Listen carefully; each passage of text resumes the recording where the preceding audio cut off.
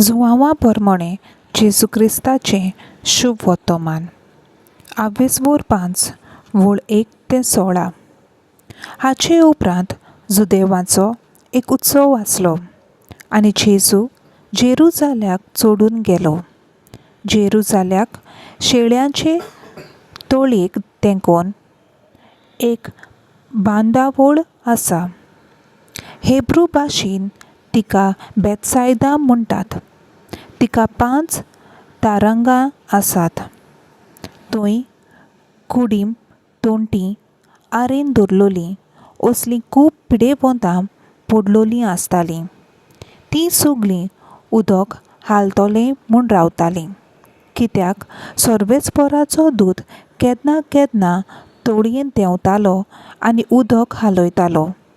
उदक घालतूच जो कोण हेरां आदीं उदकांत भितर सरतालो तो कसलेय पिडेंतलो बरो जातालो.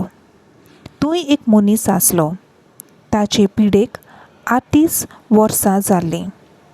जेजून ताका आड पडलोलो देखलो आनी तो थंय जायतो काळ असले गोठीर आसलो म्हूण जाणो जावन ताका म्हणलें, तूं बरो जावंक सोदताय?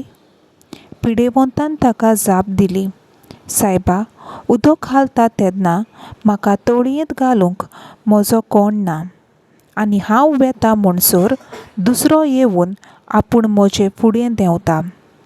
जेजून ताका म्हणलें, उठ, तुजें आंथरूण उखल आनी चल. आनी त्याच वेळार तो बरो जालो आनी आपलें आंथरूण उखलून चलूंक लागलो.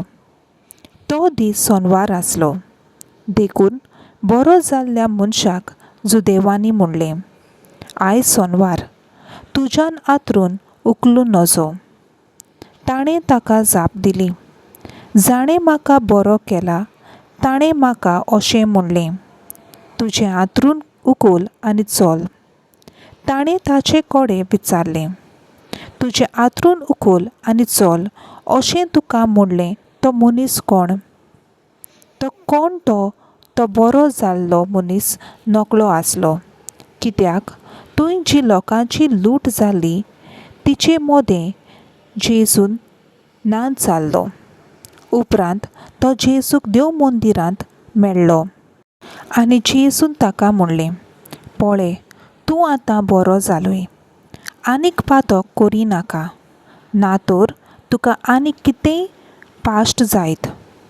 तो मनीस गेलो आनी आपणाक बरो केला तो जेजू म्हूण ताणें जुदेवांक सांगलें. आनी जेजू असल्यो वस्तू शेनवारा दिसा करी देखून जुदेव ताचे फाटल्यान लागलोले. देवाचें उतर हें. देवाचो व्हड उपकार.